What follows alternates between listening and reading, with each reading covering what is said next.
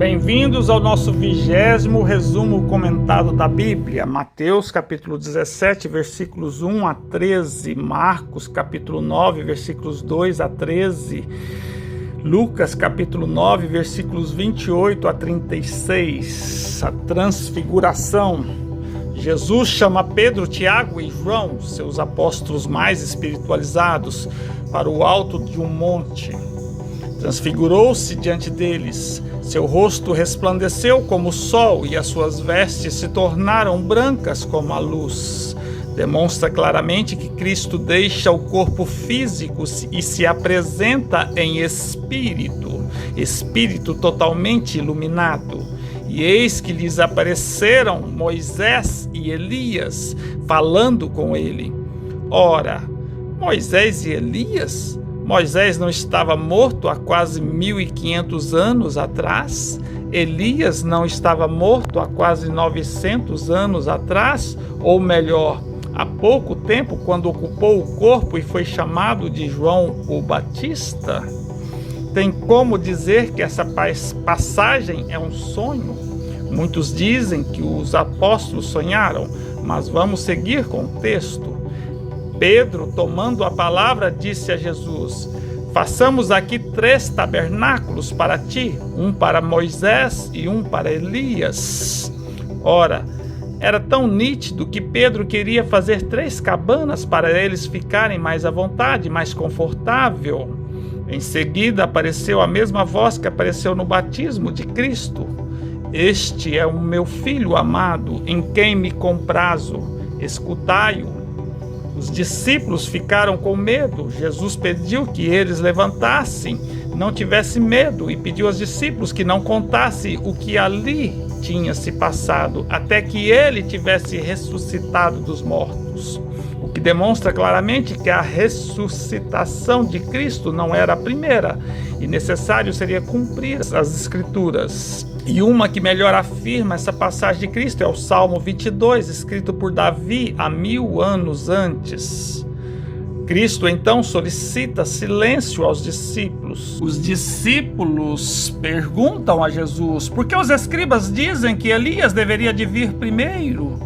Elias, que estava ali na transfiguração, não tem como dizer que foi um sonho dos discípulos. Cristo então responde: para restaurar todas as coisas. Mas digo que Elias já veio e não o conheceram, mas fizeram-lhe tudo o que quiseram, e assim também farão com o Filho do Homem, ou seja, com o próprio Cristo. E então entenderam os discípulos que Jesus falara de João o Batista. Esse texto claramente demonstra que a alma é imortal. Moisés e Elias, ou João Batista, estavam vivos e ao lado e em apoio a Jesus, que em breve seria sacrificado. Menciona claramente também na reencarnação de Elias, que recebeu o nome de João o Batista, reencarnação que mencionamos em apresentação passada.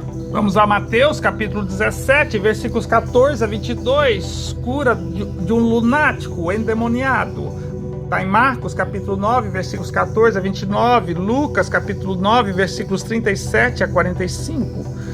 Senhor, tem misericórdia de meu filho, que é lunático e sofre muito, pois muitas vezes cai no fogo e muitas vezes na água, e trouxe-o aos teus discípulos e não puderam curá-lo. Pelo mencionado pelo pai, o filho se queimava, ou melhor, tentava se suicidar no fogo ou na água, totalmente dominado pelo que chamam demônio. Jesus então diz: ó geração incrédula e perversa, até quando estarei eu convosco? Até quando vos sofrerei?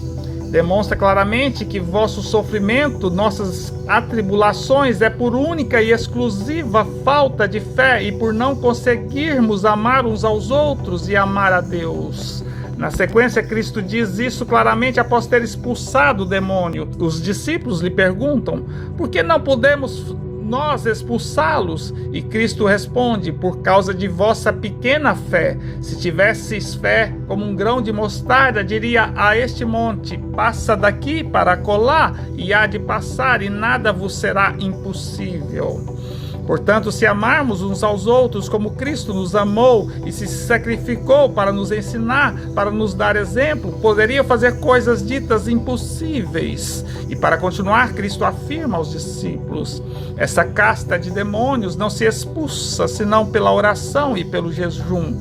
Da mesma forma do gadareno que falamos em apresentação passada, verificamos no jovem lunático todo o seu sofrimento, toda a sua tortura causada certamente pelo mal cometido contra aquela alma, que dizem demônio, Satanás, espírito imundo, que agora o torturava, que agora descontava todo o mal que havia sofrido. Recebemos o que plantamos.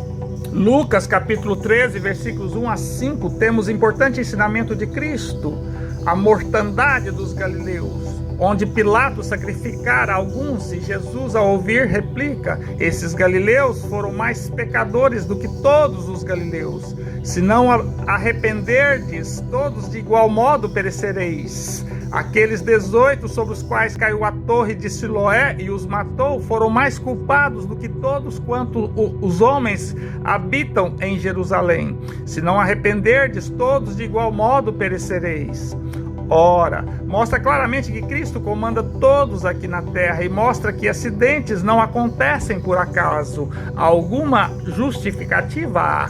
A torre de Siloé caiu e matou 18 galileus e Cristo diz que eles tinham mais pecados, eram mais culpados do que todos os homens que habitavam Jerusalém. Os mortos por Pilatos, da mesma forma, eram pecadores, mais que todos os galileus, e se não nos arrependermos, o mesmo acontecerá conosco. O arrependimento é reconhecer nossos erros, nossa falta de amor e corrigir, praticar o amor, a caridade, não maldizer os nossos semelhantes, não julgar os nossos semelhantes. Primeiramente, corrigir os erros, as nossas falhas, perdoar os erros alheios, amar os nossos inimigos. Essa é a lei. Se não cumpri-la, estaremos fadados ao perecimento. Vamos a Mateus capítulo 17, versículos 24 a 27. Cristo paga tributos. Aproximaram-se de Pedro e cobraram impostos de dracmas, corresponde a 2 dracmas, moeda grega de prata, que correspondia o valor de 1 denário. E Cristo questiona Pedro: os reis da terra cobram tributos e impostos de seus filhos ou de alheios? Pedro responde: de alheios. Jesus então menciona: logo estão livres seus filhos, mas para que não se escandalizem, vai ao mar, lança o anzol, tira o primeiro peixe, abra-lhe a boca e terá um estarter, que é uma moeda grega com valor de 4 denários. Toma-o e pague o seu e o meu tributo. Cristo nos ensina que temos que cumprir as leis de Deus e as leis do homem.